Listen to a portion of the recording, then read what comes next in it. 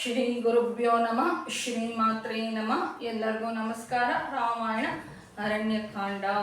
ಕಳೆದ ಒಂದು ಸಂಚಿಕೆಯಲ್ಲಿ ಶ್ರೀರಾಮಚಂದ್ರ ಪ್ರಭು ಕ್ರೋಧಮೂರ್ತಿಯಾಗಿದ್ದಾಗ ತನ್ನ ಸೀತೆ ಅಪಹರಣ ಮಾಡಿರೋದಕ್ಕೋಸ್ಕರ ನಾನು ಈ ಬ್ರಹ್ಮಾಂಡಗಳನ್ನು ಲಯ ಮಾಡಿಬಿಡ್ತೀನಿ, ನನಗೆ ತಿಳಿದಿರುವಂಥ ಅಸ್ತ್ರಶಸ್ತ್ರಗಳಿಂದ 3 ಲೋಕಗಳನ್ನು ನಾನು ಲಯ ಮಾಡಿಬಿಡ್ತೀನಿ ಅನ್ನುವಷ್ಟು ಕೋಪ ಬಂದಿರುತ್ತೆ. ಧರ್ಮಾತ್ಮನಿಗೆ ಕೋಪ ಬಂದರೆ ಈ ಥರನೇ ಇರುತ್ತೆ ಅಂತ ನಾವಿಲ್ಲಿ ತಿಳ್ಕೊಬೇಕಾಗುತ್ತೆ. ಆಗ ಲಕ್ಷ್ಮಣ ಸ್ವಾಮಿ ಶಾಂತಿಸುವಂತ ಹೇಳಿದಾಗ ಶಾಂತಿಸಿರುವಂಥ ರಾಮಚಂದ್ರಮೂರ್ತಿ ಶಾಂತಿಸ್ತಾನೆ ಅನ್ನುವಂಥ ಒಂದು ಘಟ್ಟದಲ್ಲಿ ರಾಮಾಯಣವನ್ನು ಮುಗಿಸಿದೆ. ಆಗ ಲಕ್ಷ್ಮಣ ಸ್ವಾಮಿ ತನ್ನ ಮಾತುಗಳನ್ನು ಮುಂದುವರಿಸ್ತಾ ಇದ್ದೇನೆ ಅಂತ. ನಾವು ನೋಡು, ಈ ಲೋಕದ ಆ ಕತೆ ಹೇಗಿರುತ್ತೆ ಅಂತಂದ್ರೆ ಅದರ ಒಂದು ವರ್ತನೆ ಹೇಗಿರುತ್ತೆ ಹೇಗಿರುತ್ತೆ ಗೊತ್ತಾ? ಕಷ್ಟ ಅನ್ನುವಂಥದ್ದು ಒಬ್ಬರಿಗೆ ಅಲ್ಲ, ಹಿಂದೆ ಪೂರ್ವ ಕಾಲದಲ್ಲಿ ಕಷ್ಟಪಟ್ಟವಂಥವ್ರು ಎಷ್ಟೋ ಜನ ಇದ್ದಾರೆ. ನಹುಷನ ಮಗನಾಗಿರುವಂಥ ಯಾತಿ ಎಷ್ಟು ಕಷ್ಟಪಟ್ಟಿದ್ದಾನೆ ನೆನಪಿಸ್ಕೊಂಡ.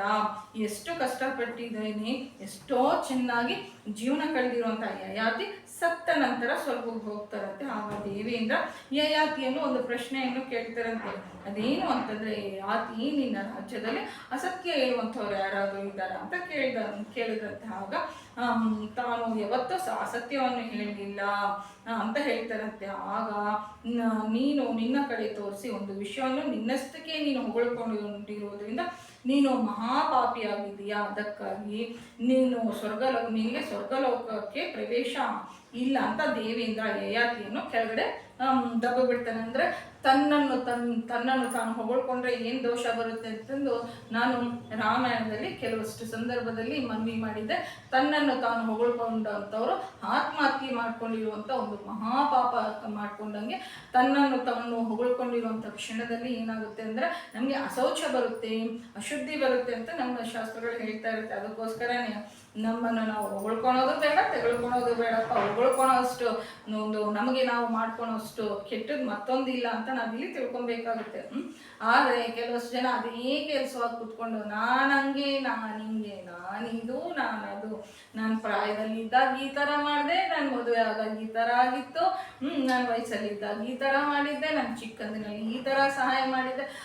ಅವರು ಹೊಗಳ್ಕೊಳ್ತಾರೆ. ಅದೆಷ್ಟು ಪಾಪಕಾರಿ ಅಂತ ಗೊತ್ತಾಗ್ಬಿಟ್ರೆ ಅವ್ರಿಗೆ ನಾವು ಜೀವನದಲ್ಲಿ ಏನು ತಪ್ಪು ಮಾಡದೆ ಇದ್ರೂ ಪರವಾಗಿಲ್ಲ, ತಮ್ಮನ್ನು ತಾವು ಹೊಗಳ್ಕೊಂಡಿರುವಂಥವ್ರು ಅದೆಷ್ಟು ಪಾಪ ಮೂಟೆ ಕಟ್ಕೊಂಡಿರ್ತಾರೆ ಅಂತ ಶಾಸ್ತ್ರ ಹೇಳಿದ್ರೆ ನಮಗೆ ನಡ್ಕ ಬರುತ್ತೆ. ಜೀವನದ ಜೀವನದಲ್ಲಿ ಜೀವನ ಪೂರ್ತಿ ಕಷ್ಟಪಟ್ಟಿರುವಂಥ ಯಯಾತಿ ಒಂದು ಮಾತು ಅಂದಿರೋದಕ್ಕೋಸ್ಕರ ಅದು ದೇವೇಂದ್ರ ಕೇಳಿರೋದಕ್ಕೆ ಉತ್ತರವನ್ನು ಕೊಟ್ಬಿಟ್ಟು ಸ್ವರ್ಗಲೋಕದಿಂದ ಪತನವಾಗಿ ಕೆಳಗಡೆ ಬಿಡ್ತಾನೆ. ಇಂದ್ರ ಯಾಕೆ ಯಯಾತಿಯನ್ನು ಸ್ವರ್ಗಲೋಕದಿಂದ ಕೆಳಗೆ ಕಳಿಸ್ಬಿಟ್ರು ಅಂದರೆ ತನ್ನನ್ನು ತಾನು ಹೊಗಳ್ಕೊಂಡಿರುವಂಥ ಮಹಾಪಾಪ ಇರೋದ್ರಿಂದ ಅವರನ್ನು ಕೆಳಗಡೆ ಕಳಿಸ್ಕೊಡ್ತಾರೆ ಅಂತ ಹೇಳ್ತಾರೆ. ಹಾಗೆ ನಮ್ಮ ಗುರುಗಳಾಗಿರುವಂಥ ವಸಿಷ್ಠರು 100 ಜನ ಮಕ್ಕಳು, ವಸಿಷ್ಠರಿಗೆ 100 ಜನ ಮಕ್ಕಳು ಜನ್ಮಿಸ್ತಾರೆ. ಅವರಲ್ಲಿ ಒಬ್ಬರೂ ಭ್ರಷ್ಟರಲ್ಲ, ಎಲ್ಲರೂ ತಂದೆ ಮಾತನ್ನು ಕೇಳುವಂಥವ್ರೆ. ಇಂಥ 100 ಜನ ಮಕ್ಕಳು ತಂದೆ ಮಾತಿಗೆ ಗೌರವವನ್ನು ಕೊಟ್ಟು ಮಾತನಾಡಿರುವ ಪಾಪಕ್ಕೆ ಒಂದೇ ದಿನ ಶಾಪಕ್ಕೆ ಗುರಿಯಾಗಿ ಶರೀರವನ್ನು ಬಿಟ್ಬಿಡ್ತಾರೆ. ನಾನು ಬಾಲಕಾಂಡದಲ್ಲಿ ವಿಶ್ವಾಮಿತ್ರರ ಒಂದು ಚರಿತ್ರೆ ಹೇಳಬೇಕಾದ್ರೆ ಅವರು ಮಾಡ್ತಾ ಇರುವಂತಹ ಯಾಗಕ್ಕೆ, ಯಾರು ಈ ತ್ರಿಶಂಕು ಇದಕ್ಕೋಸ್ಕರ ಸ್ವರ್ಗಕ್ಕೆ ಸಶರೀರವಾಗಿ ಕಳಿಸ್ಕೊಡ್ತೀನಿ ಅಂತ ಯಾಗ ಮಾಡ್ತಾ ಇದ್ದೀನಿ ಅಂತಂದ್ರೆ ಆಗ ವಸಿಷ್ಠರ 100 ಜನ ಮಕ್ಕಳು ಬರೋದಿಲ್ಲ ಅಂತಂದ್ರೆ ಅವ್ರನ್ನ ಭಯಂಕರವಾಗಿ ಶಾಪ ಕೊಟ್ಬಿಡ್ತಾರೆ. ಅವಾಗಿನ್ನು ಯಾರು ಇವರು ವಿಶ್ವಾಮಿತ್ರರು ಬ್ರಹ್ಮರ್ಷಿ ಆಗಿರೋದಿಲ್ಲ,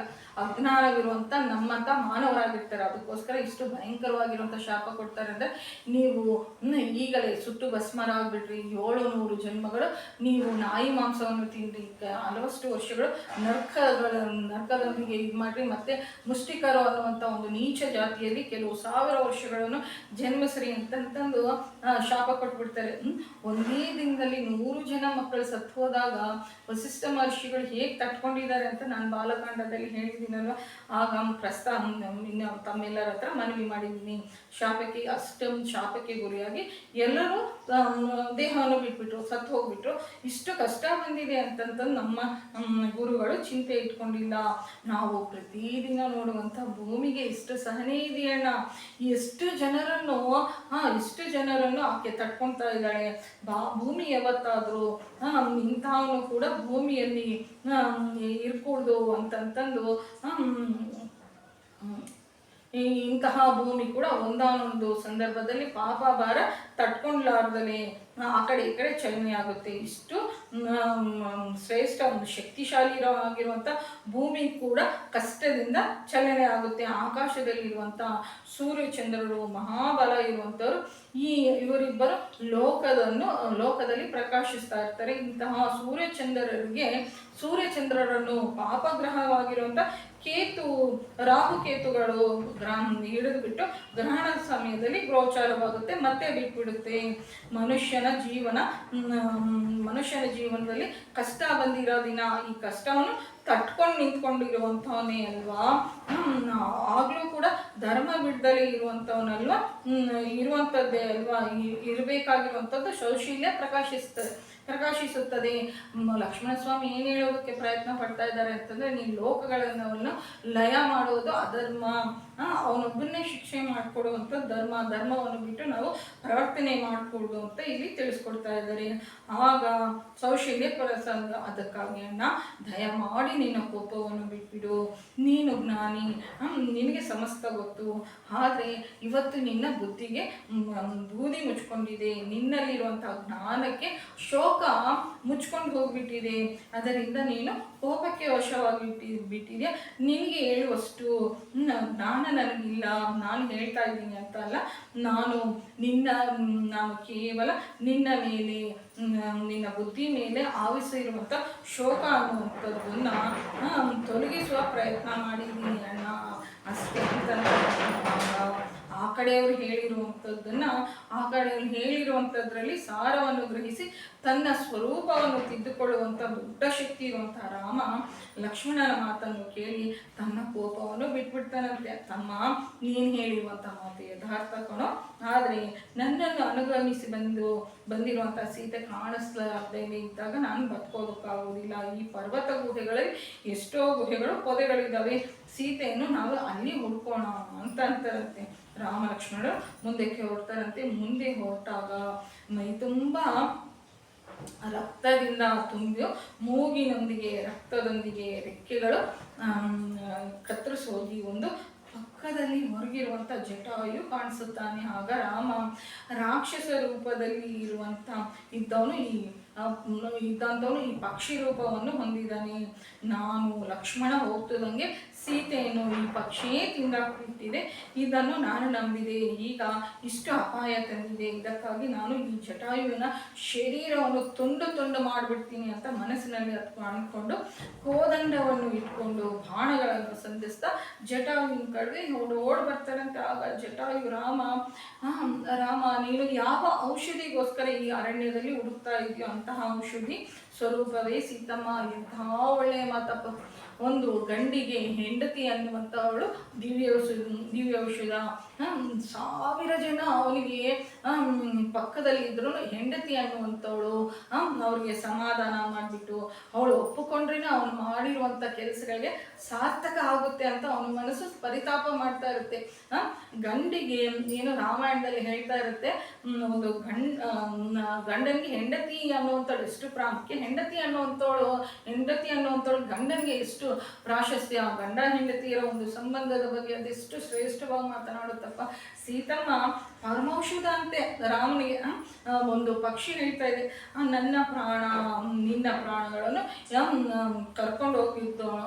ಇಟ್ಕೊಂಡು ಹೋದಂಥವನು ರಾವಣನಯ್ಯ. ನೀನು ಲಕ್ಷ್ಮಣ ಇಲ್ಲದೆ ಇರುವಂಥ ಸಂದರ್ಭದಲ್ಲಿ ರಾವಣ ಸೀತಮ್ಮನ ಅಪಹರಣ ಮಾಡಿ ತಗೊಂಡು ಹೋಗಿದ್ದಾನೆ.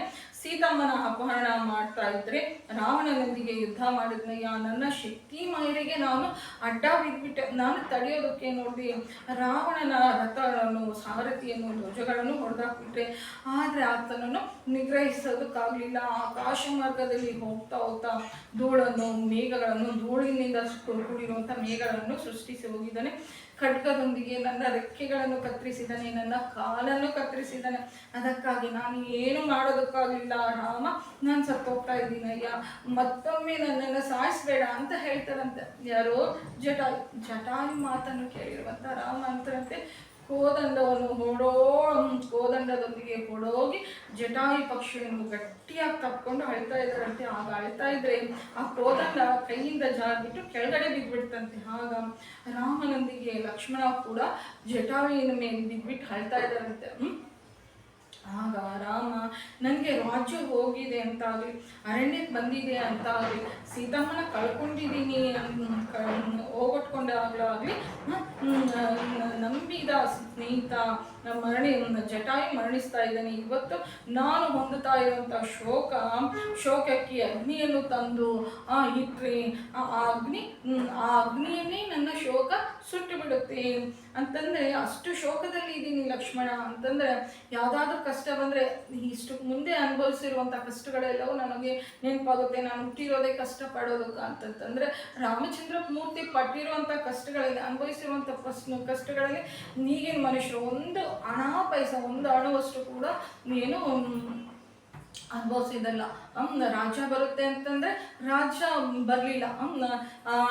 ಏನು ರಾಜ ಆಗ್ತಾನೆ ಅಂತಂದರೆ ತಾಪಸಿಯಾಗಿ ಅರಣ್ಯದಲ್ಲಿ ನೀರಿಗೋಸ್ಕರ, ಆಹಾರಕ್ಕೋಸ್ಕರ ಬರೀಗಾಲಲ್ಲಿ ಅಲಿಯೋ ಥರ ಆಯಿತು. ಅದು ಹೋಗ್ಲಪ್ಪ ಅಂತಂತಂದರೆ ಇವಾಗ ಸಮಾಧಾನ ಪಡಿಸುವಂಥ ಸೀತಮ್ಮನ ಎತ್ಕೊಂಡು ಹೋಗಿದ್ದಾರೆ. ಇದನ್ನು ಹೇಗೆ ತಟ್ಕೋಬೇಕು? ರಾಮಚಂದ್ರ ಮೂರ್ತಿಗೆ ನಡೆದಿರುವಷ್ಟು ಅನ್ಯಾಯ ಮತ್ತೊಬ್ಬರಿಗೆ ನಡೆದಿದೆ. ನಂಬಿ ಬಂದಿರುವಂಥ ಸ್ನೇಹಿತ, ತಂದೆಯ ಸ್ನೇಹಿತನಾಗಿರುವಂಥ ಜಟಾಯು ಕೂಡ ತನ್ನ ಹೆಂಡತಿಗೋಸ್ಕರ ಪ್ರಾಣವನ್ನು ಬಿಡ್ತಾ ಇದ್ದಾನೆ ಅಂತಂದರೆ ಆ ರಾಮಚಂದ್ರ ಮೂರ್ತಿ ಮನಸ್ಸು ಎಷ್ಟು ಖೇದ ಹೊಂದಿರ್ಬೋದು, ಎಷ್ಟು ದುಃಖ ಹೊಂದಿರ್ಬೋದು. ಶೋಕವನ್ನು ತೆಗೆದುಕೊಂಡು ಬಂದು ಬಿಟ್ಟರೆ ಆ ಶೋಕ ನನ್ನನ್ನು ಸುಟ್ಬಿಡುತ್ತೆ. ಈ ಮಾತು ನಿಜ ಅಲ್ಲ. ನಾನು ಹೊಂದ್ತಾ ಇರುವಂಥ ಶೋಕದ ಮುಂದೆ ಅಗ್ನಿಯನ್ನು ತೆಗೆದುಕೊಂಡು ಬಂದು ಇಟ್ಬಿಟ್ರೆ ಆ ಅಗ್ನಿಯನ್ನು ನನ್ನ ಶೋಕ ಸುಟ್ಬಿಡುತ್ತೆ. ಅಷ್ಟು ಶೋಕದಲ್ಲಿ ಇದ್ದೀನಿ ಲಕ್ಷ್ಮಣ ಅಂತಂತಾರಂತೆ. ಹಾಗೆ ಜಟಾಯು, ನನಗೋಸ್ಕರ ಇಷ್ಟು ಕಷ್ಟಪಟ್ಟಿದ್ಯಾ, ಒಂದು ಬಾರಿ ಹೇಳು, ಆ ರಾವಣ ಎಲ್ಲಿರ್ತಾನೆ, ಅವನ ಪೌರುಷ ಪರಾಕ್ರಮಗಳೇನು, ಸೀತೆಯನ್ನು ಯಾವ ಕಡೆ ಕರ್ಕೊಂಡು ಹೋಗಿದ್ದಾನೆ, ಯಾವ ರಾಜ್ಯವನ್ನು ಪರಿಪಾಲನೆ ಮಾಡ್ತಾ ಇದ್ದಾನೆ, ಆತನ ಸ್ವರೂಪ ಏನು ನನಗೆ ಹೇಳು ಅಂತ ಕೇಳ್ತಾರಂತೆ. ಆಗ ಜಟಾಯು, ಆ ರಾವಣ ಸೀತಮ್ಮನ ಅಪಹರಣ ಮಾಡಿಕೊಂಡು ಮೇಘದಲ್ಲಿ ಧೂಳನ್ನು ಸೃಷ್ಟಿಸಿ ಸೀತಮ್ಮನನ್ನು ತನ್ನ ಮಡಿನಲ್ಲಿ ಕೂರಿಸ್ಕೊಂಡು ಆಕಾಶ ಮಾರ್ಗದಲ್ಲಿ ದಕ್ಷಿಣದಲ್ಲಿ ದಿಕ್ಕಿಗೆ ಹೋಗ್ತಾ ಇದ್ದಾನೆ. ಇಷ್ಟಕ್ಕಿಂತ ಹೇಳಬೇಕು ಅಂತ ಇದೆ, ಆದರೆ ನನ್ನ ರೆಕ್ಕೆಗಳು ಕತ್ತರಿಸಿರೋದ್ರಿಂದ, ರಕ್ತ ಹೋಗಿರೋದ್ರಿಂದ ನನ್ನ ಕಣ್ಣು ಕಾಣಿಸ್ತಾ ಇಲ್ಲ, ನನ್ನ ಬಾಯಿಂದ ಮಾತು ಬರ್ತಾ ಇಲ್ಲ, ನಾನು ಏನು ಮಾತಾಡ್ತಾ ಇದ್ದೀನೋ ನನಗೆ ಕೇಳಿಸ್ತಾ ಇಲ್ಲ, ನನ್ನಲ್ಲಿರುವಂಥ ಭಾವವನ್ನು ಹೇಳ್ಕೊಳೋದಕ್ಕಾಗುತ್ತೋ ಇಲ್ವೋ, ಹೇಳ್ಕೊಳ್ತಾ ಇದ್ದೀನೋ ಇಲ್ವೋ ಅಂತ ತಿಳಿದೇ ಇರುವಂಥ ಪರಿಸ್ಥಿತಿ ಏರ್ಪಟ್ಟಿದೆ. ಇವೆಲ್ಲದಕ್ಕೂ ಮಿಂಚಿ ಈ ಅರಣ್ಯವೆಲ್ಲೋ ನನಗೆ ಬಂಗಾರವಾಗಿ ಕಾಣಿಸ್ತಾ ಇದೆ. ಸಾಯೋದಕ್ಕಿಂತ ಕೆಲವು ಕ್ಷಣಗಳಿಗೆ ಮುಂಚೆ ಮನುಷ್ಯರಿಗೆ, ಜೀವಿಗಳಿಗೆ ಈ ಪ್ರಕೃತಿ ವಿಚಿತ್ರವಾಗಿ ಕಾಣಿಸುವಂಥದ್ದು ನಮ್ಮ ಗರುಡ ಪುರಾಣದಲ್ಲಿ ಹೇಳ್ತಾರೆ.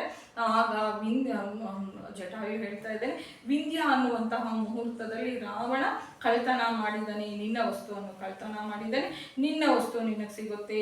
ಈ ಮುಹೂರ್ತದಲ್ಲಿ ಕಳೆದು ಹೋಗಿರುವಂಥ ವಸ್ತುಗಳು ತಿರುಗಿ ಯಜಮಾನನನ್ನು ಹೊಂದುತ್ತೆ, ನೀನು ಸೀತಮ್ಮನ ಹೊಂದುತ್ತೀಯ ಅಂತಂತಾರೆ. ನಮ್ಮ ಶಾಸ್ತ್ರಗಳು ಏನು ಹೇಳುತ್ತೆ ಅಂತಂದರೆ, ಯಾವುದಾದ್ರೂ ವಸ್ತು ಕಳ್ಕೊಂಡ್ರೆ ಯಾವ ಸಮಯದಲ್ಲಿ ನೀವು ಕಳ್ಕೊಂಡಿದ್ದೀರಾ ಆ ಮುಹೂರ್ತವನ್ನು ನೋಡಿಬಿಟ್ಟು ಇದು ನಿಮಗೆ ಸಿಗುತ್ತೆ, ಪ್ರಯತ್ನ ಮಾಡಿ, ಇಲ್ಲ ಇದು ಸಿಗೋದಿಲ್ಲ, ನೀವು ಪ್ರಯತ್ನ ಮಾಡಬೇಡ್ರಿ ಅಂತ ಹೇಳ್ತಾರೆ. ಆದರೆ ಕಳ್ಕೊಂಡಿರುವಂಥ ವಸ್ತುಗಳನ್ನು ನಾವು ಪುನಃವಾಗಿ ಪಡೀಬೇಕು ಅಂತಂದರೆ ಕಾರ್ತವೀರಾರ್ಜುನರ ಜಪವನ್ನು, ಅವರ ಮಂತ್ರವನ್ನು ಹೇಳಿದ್ರೆ ನಾವು ಕಳ್ಕೊಂಡಿರುವಂಥ ವಸ್ತುಗಳನ್ನು ಪಡೆದುಕೊಳ್ಬಹುದು ಅಂತ ನಮ್ಮ ಶಾಸ್ತ್ರಗಳು ಹೇಳ್ತಾ ಇರುತ್ತೆ. ನೀವು ನಿಮ್ಮಿಬ್ಬರಿಗೂ ಪಟ್ಟಾಭಿಷೇಕ ಆಗುತ್ತೆ, ನೀವು ಬಹಳ ಕಾಲ ರಾಜ್ಯ ಪರಿಪಾಲನೆ ಮಾಡ್ತೀರಾ ಅಂತಂತಂದು ಹೇಳ್ತಾ ತನ್ನ ಬಾಯಿಯಲ್ಲಿ ರಕ್ತದಿಂದ ಕೂಡಿರುವಂಥ ಮಾಂಸದ ಮುದ್ದೆಯನ್ನು ಕಕ್ಕಬಿಟ್ಟು ಅಂತಂದರೆ ಹೊರಗಡೆ ಹಾಕ್ಬಿಟ್ಟು ತನ್ನ ಕಡೆಯ ಶ್ವಾಸ ಉಸಿರನ್ನು ತೆಗೆದುಕೊಂಡ್ಬಿಟ್ಟು ರಾವಣನ ತಂದೆ ಹೆಸರು ವಿಶ್ವಸು ಬ್ರಹ್ಮ, ಆತನ ಅಣ್ಣ ಕುಬೇರ ಅಂತ ಹೇಳ್ಬಿಟ್ಟು ಶಿರಸ್ಸನ್ನು ಪಕ್ಕಕ್ಕೆ ವಾಲಿಸ್ಬಿಟ್ಟು ಜಟಾಯು ಮರಣಿಸ್ತಾನೆ. ಸಾರ್ಥಕವಾಗಿರುವಂತಹ ಜನ್ಮರಿ. ಜಟಾಯು ಅಂತಂದ್ರೆ ಒಂದು ಪಕ್ಷಿಯಾಗಿದ್ದು ಸೀತಮ್ಮನ್ನ ಕಾಪಾಡೋದಕ್ಕೋಸ್ಕರ ಇಷ್ಟು ತ್ಯಾಗವನ್ನು ಮಾಡ್ತಾರೆ. ಆಗ ರಾಮ ನೋಡ್ದ ಲಕ್ಷ್ಮಣ ಸೀತೆಯನ್ನು ಬಲವಂತವಾಗಿ ಅಪಹರಣ ಮಾಡ್ತಾ ಇದ್ರೆ ತನ್ನ ಪ್ರಾಣವನ್ನು ಅಡ್ಡ ಇಟ್ಬಿಟ್ಟು ಈ ಪಕ್ಷಿ ಸೀತಮ್ಮನ್ನ ಕಾಪಾಡೋ ಪ್ರಯತ್ನ ಮಾಡಿದೆ. ನಾವು ಆಲೋಚನೆ ಮಾಡಿ ನೋಡಿದ್ರೆ ಧರ್ಮವನ್ನು ಪಾಟಿಸೋರಾದ್ರೆ, ಶೂರರಾದ್ರೆ, ಶರಣಾಗತಿಯನ್ನು ಮಾಡುವಂತಹ ರಕ್ಷಿಸ್ಕೊಡುವಂಥವ್ರು ಮನುಷ್ಯರಲ್ಲಿ ಅಲ್ಲ, ಮೃಗಗಳಲ್ಲಿ, ಪ್ರಾಣಿ ಪಕ್ಷಿಗಳಲ್ಲೂ ಇರುತ್ತೆ. ಸೀತೆಯನ್ನು ಅಪಹರಣ ಮಾಡಿರುವಂಥ ವಿಷಯ ನನಗೆ ತಿಳಿಯೋದಕ್ಕೋಸ್ಕರ ತಿಳಿದ ನಂತರ ನಾನು ಹೊಂದಿರುವಂಥ ದುಃಖಕ್ಕಿಂತ ಒಂದು ಪಕ್ಷಿ ನನಗೆ ಉಪಕಾರ ಮಾಡೋದಕ್ಕೋಸ್ಕರ ತನ್ನ ಪ್ರಾಣವನ್ನು ಬಿಟ್ಬಿಟ್ಟಿದೆ ಅಂತಂದು ಇವತ್ತು ನನಗೆ ಹೆಚ್ಚು ದುಃಖ ಆಗ್ತಾ ಇದೆ. ಅಪ್ಪ ಲಕ್ಷ್ಮಣ, ದಶರಥ ಮಹಾರಾಜರನ್ನು ನಾವು ಹೇಗೆ ಗೌರವಿಸ್ಬೇಕೋ ಆತನ ಸ್ನೇಹಿತನಾಗಿರುವಂಥ ಜಟಾಯುವನ್ನು ನಾವು ಹಾಗೆ ಕಾಪಾಡ್ಕೋಬೇಕು. ಈ ದಿನ ನಾನು ನನ್ನ ತಂದೆ ನಾನು ತಂದೆಗೆ ಹೇಗೆ ಅಂತ್ಯೇಷ್ಟಿ ಸಂಸ್ಕಾರವನ್ನು ಸಂಸ್ಕಾರ ಮಾಡಬೇಕು ಹಾಗೆ ಜಟಾಯುಗೂ ಮಾಡಬೇಕು ಅಂತಂತಾರಂತೆ. ಅದಕ್ಕಾಗಿ ಲಕ್ಷ್ಮಣ ಆನೆಗಳು ಓಡಾಡ್ತಾ ಇರ್ತವೆ. ಅದರ ಮೈ ತಗಲಿಬಿಟ್ಟು ಕೆಲವಷ್ಟು ಕಟ್ಟಿಗೆಗಳು ಮುರಿದೋಗಿರುತ್ತೆ. ಒಣಗೋಗಿರುವಂಥ ಕಟ್ಟಿಗೆಗಳು ಕೆಳಗೋಗ್ಬಿಟ್ಟಿರ್ತವೆ. ಅವನ್ನೆಲ್ಲವನ್ನು ಶೇಖರಣೆ ಮಾಡ್ಕೊಂಬ ಆಗ ನಾವು ಜಟಾಯುವಿನ ಶರೀರವನ್ನು ಚಿತಿ ಮೇಲೆ ಇಟ್ಬಿಡೋಣಂತೆ. ಆತನ ಶರೀರ ಅಗ್ನಿಯಲ್ಲಿ ಸುಟ್ಟ ನಂತರ ರೋಹಿಣಿಯರ ಮಾಂಸವನ್ನು ತಂದುಬಿಟ್ಟು ಪಿಂಡ ಹೀರೋಣ ಅಂತಂತಾರಂತೆ. ರೋಹಿ ಅನ್ನುವಂಥದ್ದು ಒಂದು ಮೃಗಿ ಹೆಸರು. ಜಟಾಯು ಮಾಂಸ ತಿನ್ನೋದ್ರಿಂದ ಆತನಿಗೆ ಈ ಮೃಗದ ಮಾಂಸ ಪಿಂಡವಾಗಿ ಇಡ್ತಾರಂತೆ. ಜಟಾಯುವಿಗೆ ಪಿಂಡ ಇಟ್ಟು ನಂತರ ಗೋದಾವರಿಯಲ್ಲಿ ಸ್ನಾನ ಮಾಡಿ ಉದಕ ಕ್ರಿಯೆಗಳನ್ನು ಮಾಡಿ ನನ್ನಿಂದ ಸಂಸ್ಕರಿಸಿರುವಂತಹ ಜಟಾಯು, ನಾನು ನಿನ್ನನ್ನು ಆಜ್ಞಾಪನೆ ಮಾಡ್ತಾ ಇದ್ದೀನಿ. ನಾನು ನಿಜವಾಗ್ಲೂ ತಾಪಸಿಯಾಗಿರುವಂಥ ಜೀವನವನ್ನು ತಪಸ್ವಿಯಾಗಿ ತಪಸ್ಸು ಮಾಡಿರುವಂಥವನೇ ಆದರೆ ನಾನು ಆಜ್ಞಾಪನೆ ಮಾಡ್ತಾ ಇದ್ದೀನಿ. ನಿನಗೆ ಇಷ್ಟ ಬಂದಿರುವಂಥ ಉತ್ತಮ ಲೋಕಕ್ಕೆ ಹೋಗುವಂಥ ರಾಮ ನಂತರ ನದಿಯಲ್ಲಿ ಜಲತರ್ಪಣಗಳನ್ನು ಬಿಡ್ತಾರಂತೆ. ಜಟಾಯು ಉತ್ತಮ ಲೋಕದವನ್ನು ಹೊಂದಿದಾನೆ ಅಂತ ವಾಲ್ಮೀಕಿ ಮಹರ್ಷಿಗಳು ಹೇಳ್ತಾರೆ. ಈ ಜಟಾಯು ಪಕ್ಷಿಯ ಒಂದು ತ್ಯಾಗಕ್ಕೆ ನಿರತವಾಗಿರುವಂಥ ಈ ಜಟಾಯು ಪಕ್ಷಿ ಮರಣ ಹೊಂದಿರುವಂಥ ಪ್ರದೇಶಗಳು ಇವಾಗಲೂ ನಮಗೆ ನಮ್ಮ ಭಾರತ ದೇಶದಲ್ಲಿ ಕಾಣಿಸುತ್ತೆ. ಒಂದು ಏನು ಅಂತಂದರೆ ಜಟಾಯು ಪಕ್ಷಿ ಬಹಳ ದೊಡ್ಡದಾಗಿರುತ್ತೆ. ಕೇರಳದಲ್ಲಿ ಒಂದು ಜಟಾಯು ಪಕ್ಷಿ ತಲೆ ಬಿದ್ದಿರುವಂಥದ್ದು, ಮತ್ತು ಅದರ ಉದರ ಭಾಗ ಹೊಟ್ಟೆ ಬಿದ್ದಿರುವಂಥದ್ದು, ಮತ್ತು ಕಾಲಿನ ಭಾಗ ಬಿದ್ದಿರುವಂಥದ್ದು ಈ 3 ರಾಷ್ಟ್ರಗಳಲ್ಲಿ ನಾವು ನೋಡ್ಬೋದು. ಒಂದು ಕೇರಳದಲ್ಲಿ ನೋಡ್ಬೋದು, ಮತ್ತು ಕರ್ನಾಟಕದಲ್ಲಿ ನೋಡ್ಬೋದು, ಮತ್ತು ಆಂಧ್ರ ಪ್ರದೇಶದಲ್ಲಿ ನೋಡ್ಬೋದು. ಕರ್ನಾಟಕದಲ್ಲಿ ಯಾವುದು ಅಂತಂದರೆ ಜಟಂಗಿ ರಾಮೇಶ್ವರ. ಜಟಾಯುವಿನ ಒಂದು ಪ್ರಾಣ ಹೋಗಿರುವಂಥ ಸ್ಥಳವನ್ನು ಜಟಂಗಿ ರಾಮೇಶ್ವರ, ಅಲ್ಲಿ ಜಟಾಯುವಿನ ಹಲವಾರು ವಿಗ್ರಹಗಳನ್ನು ಇಟ್ಟಿರುವಂಥದ್ದು. ನಂತರ ಹಿಂದೂಪುರದಲ್ಲಿ ಲೇಪಾಕ್ಷಿ ಅಂತಂತಾರೆ. ಆಂಧ್ರ ಪ್ರದೇಶದ ಲೇಪಾಕ್ಷಿ. ಪಕ್ಷಿ ಅಂತಂದರೆ ಎದ್ದೋಳು ಪಕ್ಷಿ. ನಿನ್ನ ಆತ್ಮ ಉತ್ತಮ ಲೋಕಕ್ಕೆ ಹೋಗಲಿ ಅಂತ ರಾಮ ಕೊಟ್ಟಿರುವಂಥ ಒಂದು ಆಜ್ಞೆ. ಆ ಪ್ರಾಣಗಳು ಮೇಲಕ್ಕೆ ಎದ್ದುಬಿಟ್ಟು ಜಟಾಯುವಿನ ಆತ್ಮ ಮೇಲಕ್ಕೆ ಎದ್ಬಿಟ್ಟು ದಿವ್ಯಲೋಕಕ್ಕೆ ಹೋಗಿರುವಂಥ ಆ ಪ್ರದೇಶವನ್ನು ಲೇಪಾಕ್ಷಿ ಅಂತಾನೆ. ಅಲ್ಲಿ ಹಲವಷ್ಟು ದಾಖಲೆಗಳು ನಾವು ರಾಮಾಯಣದಲ್ಲಿ ನಡೆದಿರುವಂಥ ಗುರುತುಗಳನ್ನು ನಾವು ನೋಡ್ಬೋದು. ನೋಡಿ, ನಮ್ಮ ಭಾರತ ದೇಶ ಅಂತಂದ್ರೇ ಪುಣ್ಯ ಭೂಮಿ ಇದೆ. ರಾಣಾ ಪ್ರತಾಪರ ಚೇತಕ್ ಕುದುರೆಯ ಬಗ್ಗೆ ಗೊತ್ತಲ್ಲ.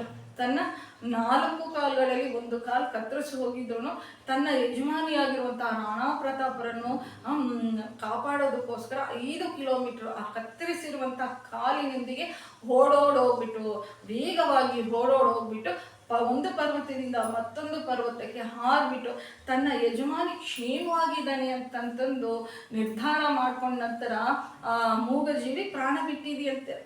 ಇನ್ನು ಮತ್ತೆ ಒಬ್ಬ ರಾಜನ ಹತ್ರ ರಾಮ್ ಪ್ರಸಾದ್ ಅನ್ನುವಂಥ ಆನೆ ಇತ್ತಂತೆ. ಅದನ್ನು ಔರಂಗಜೇಬ್ ಎತ್ಕೊಂಡು ಹೋಗ್ಬಿಟ್ಟು ಅದ್ಯಾವುದೋ ಮುಸ್ಲಿಮರ ಹೆಸರನ್ನು ನಾಮಕರಣ ಮಾಡಿದ್ರೆ ಆ ಆನೆ 21 ದಿನಗಳು ಉಪವಾಸವನ್ನು ಮಾಡಿಬಿಟ್ಟು ಪ್ರಾಣವನ್ನು ಬಿಟ್ಬಿಟ್ಟಿದೆಯಂತೆ. ಇಂಥದಲ್ವ ನಮ್ಮ ಒಂದು ಸನಾತನ ಧರ್ಮದಲ್ಲಿ ಪ್ರಾಣಿ ಪಕ್ಷಿಗಳು ಧರ್ಮವನ್ನು ಪಾಟಿಸಿ ಏನು ಈ ಭೂಮಿನೇ ಅಂಥದ್ದು ಅಂತ ಅನಿಸುತ್ತೆ. ಹಲವಷ್ಟು ಉದಾಹರಣೆಗಳು.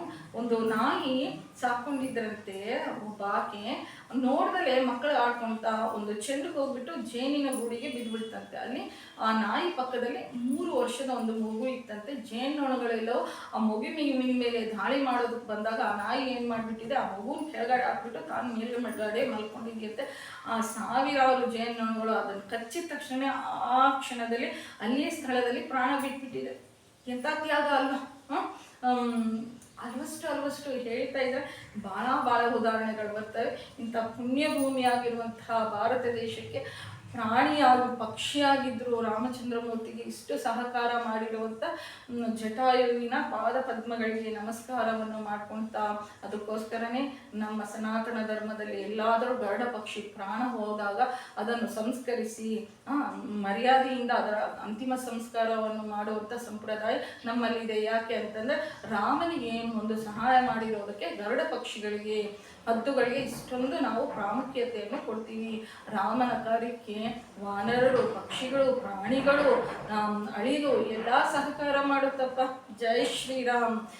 ಈ ಸಂಚಿಕೆಯನ್ನು ಜಟಾಯು ಉತ್ತಮ ಲೋಕವನ್ನು ಹೊಂದಿರುವಂಥ ಒಂದು ಸಂದರ್ಭದಲ್ಲಿ ನಾನು ಈ ಸಂಚಿಕೆಯನ್ನು ಮುಗಿಸ್ತಾ ಇದ್ದೀನಿ. ನಮ್ಮ ಚಾನೆಲ್ ಇಷ್ಟ ಆಗಿದ್ರೆ ಸಬ್ಸ್ಕ್ರೈಬ್ ಮಾಡ್ಕೊಳ್ರಿ, ಶೇರ್ ಮಾಡಿ ಹಾಗೂ ಲೈಕ್ ಮಾಡಿ. ಸದ್ಗುರುನಾಥ್ ಮಹಾರಾಜ್ ಕಿ ಜೈ. ಜೈ ಶ್ರೀರಾಮ್.